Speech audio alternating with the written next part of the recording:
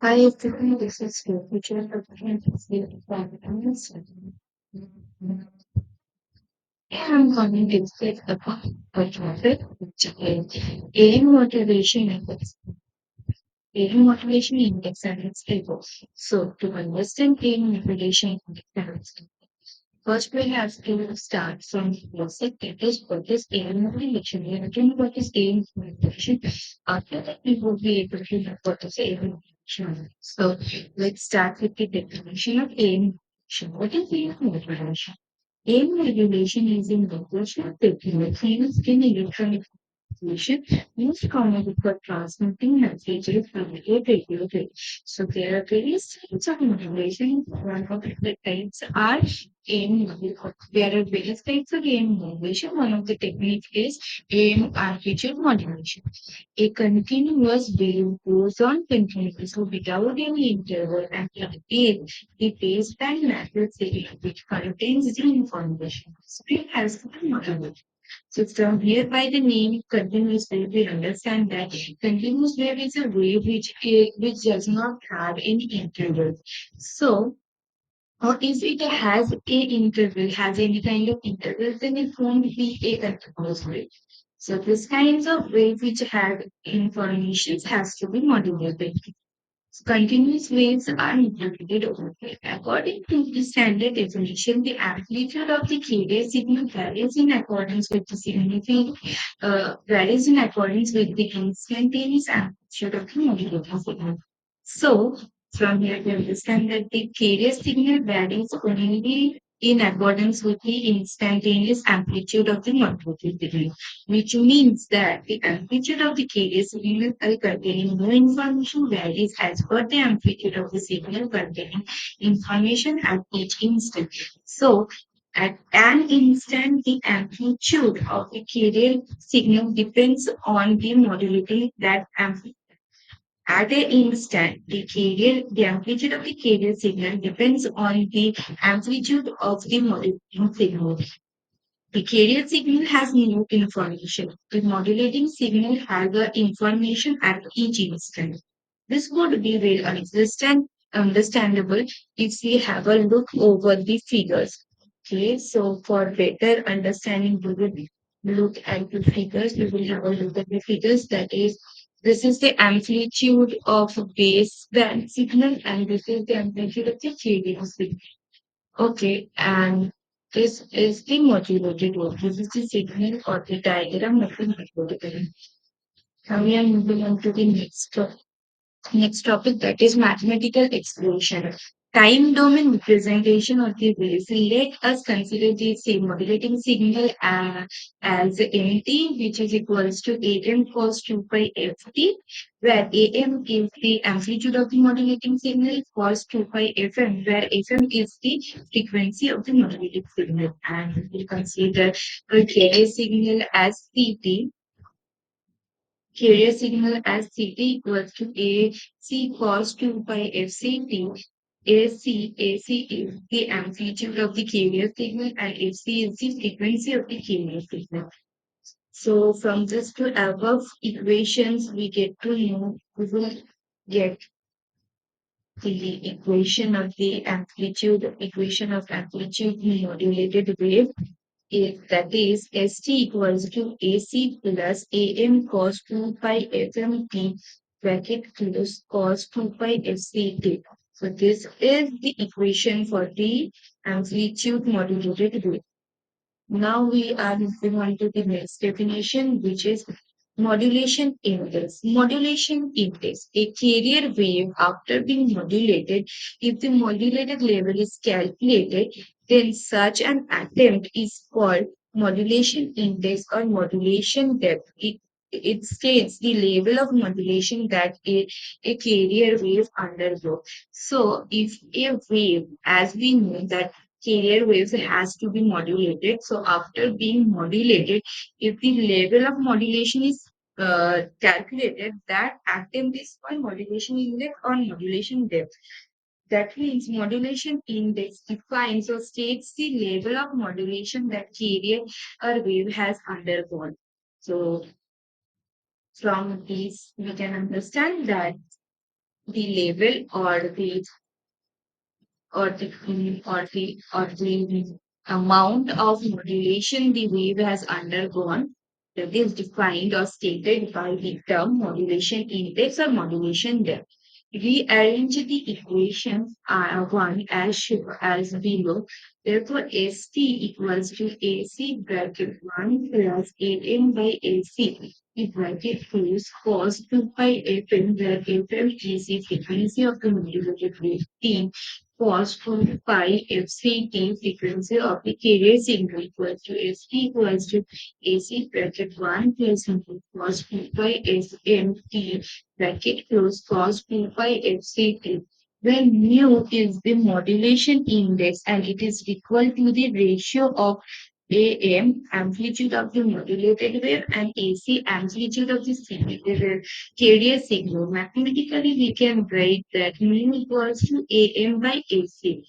So mu, that means modulated index, is stated, or the equation is given by I as AM, amplitude of the modulating signal, divided by AC, amplitude of the carrier signal.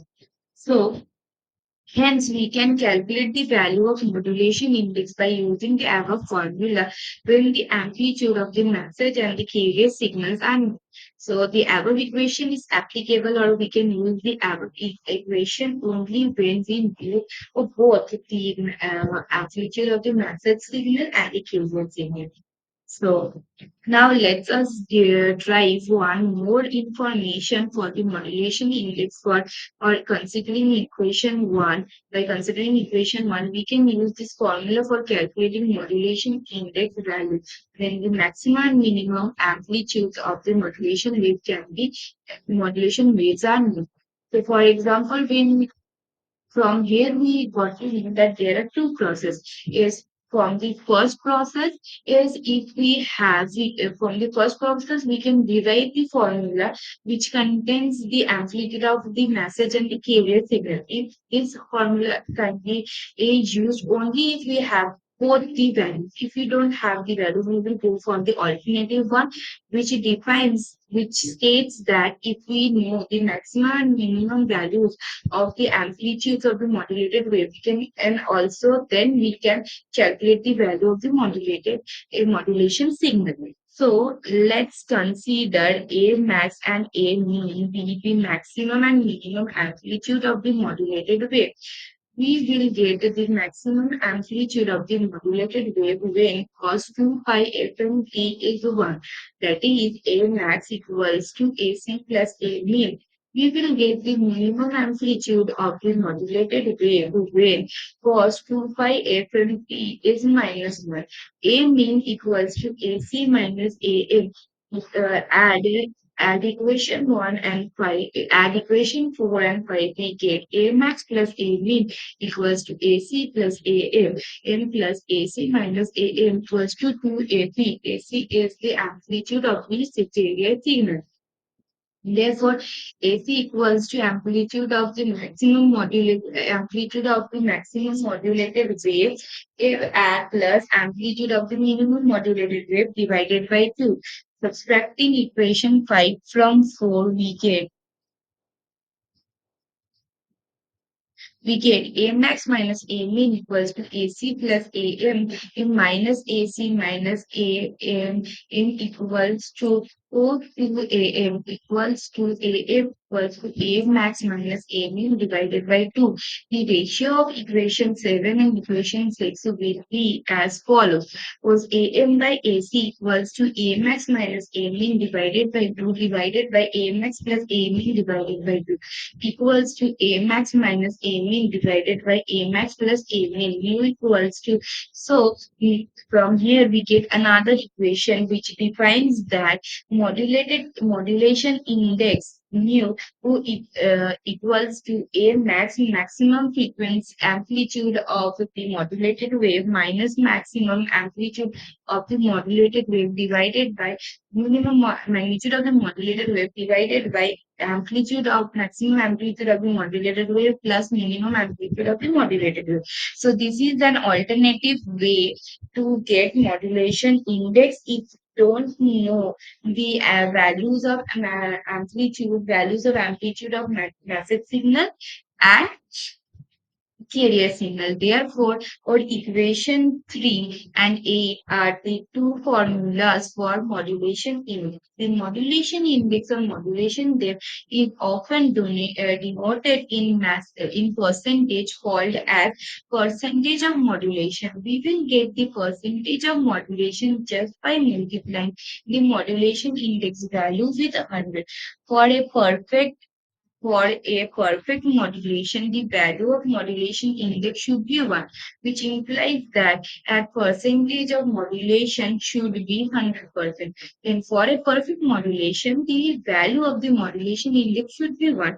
This happens only in like ideal. This is an ideal case, which in reality it doesn't occur, which implies that the percentage of the modulation should be 100%, which is not possible.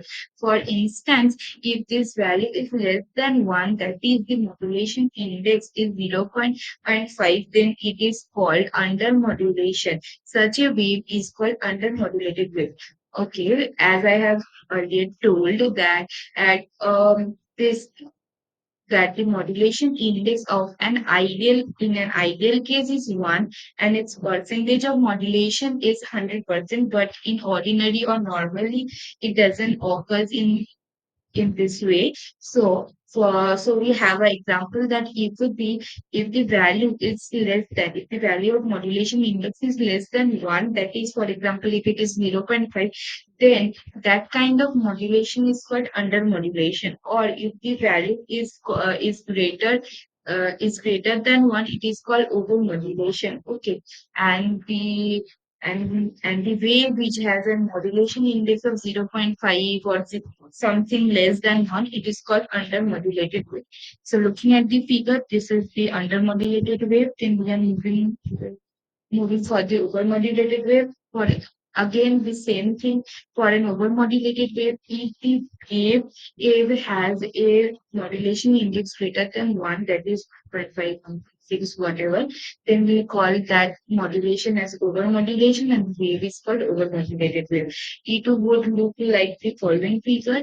As the value of the modulation index increases, the carrier experiences a 180-degree phase reversal, which causes additional side bands and hence the wave gets distorted. It's so an over-modulated wave causes interference which cannot be eliminated. Here we can see that there are few interference. This interference.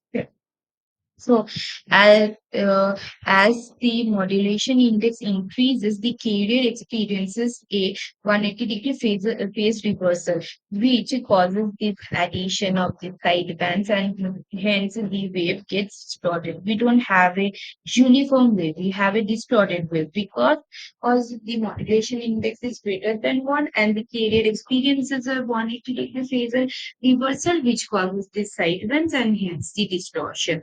On such an over-modulated wave causes interference which cannot be eliminated.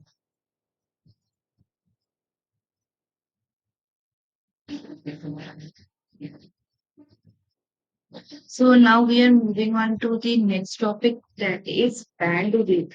It's bandwidth or an AM wave. Bandwidth is the difference between the highest and the lowest frequencies of the signal.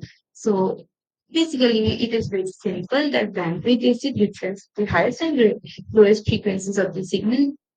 So it is mathematically it is denoted as PW equals to F max minus F min. Here we can have a short look over the brief look over the calculation.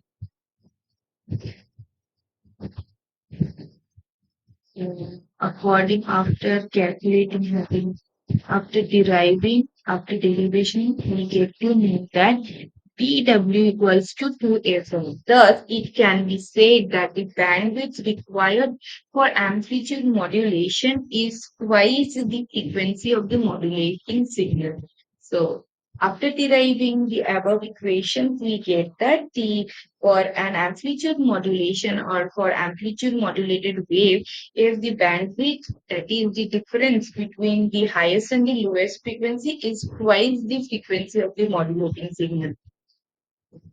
Then moving on to the next topic, that is power calculation of an AM wave. Considering the following equation of the amplitude modulated wave, ST equals to AC cos 2 pi FCT plus AC mu divided by 2 cos 2 pi FC plus FMT plus AC mu divided by 2 cos 2 pi FC minus FMT.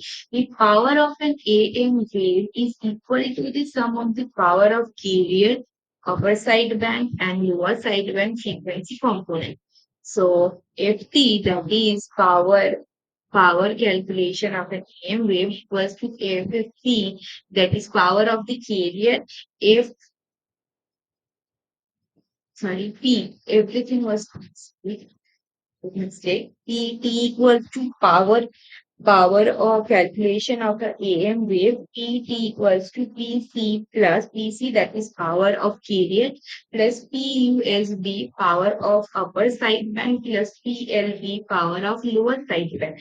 We know that the standard formulas of power are, of course, cos signal is says that here VRMS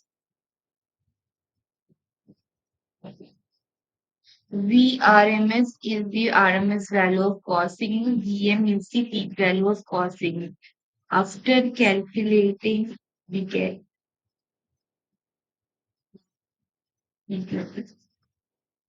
after calculating we get that power calculation of an AM wave PT equals to power of carrier signal PC bracket 1 plus mu square modulation index divided by 2. We can use the above formula to calculate the power of AM wave when the carrier power and the modulation index are known. So this formula for calculating the power of an amplitude modulated wave is applied only when the carrier power and the modulation index are known to us. If the modulation index mu equals to 1, that is for an ideal case, is as we know, and in this case, if the percentage modulation of the wave would be 100%, then the power of AM wave is equals to 1.5 times the carrier power. So the power required for transmitting an AM wave is 1.5 times and the carrier power for a perfect modulation. What is a perfect modulation? That is in an ideal case. For an ideal case, to have a ideal AM modulated wave, if so, the power required for transmission of an AM wave is 1.5 times and the carrier power of for a perfect modulation. So we're gonna end our discussion over here. Thank you.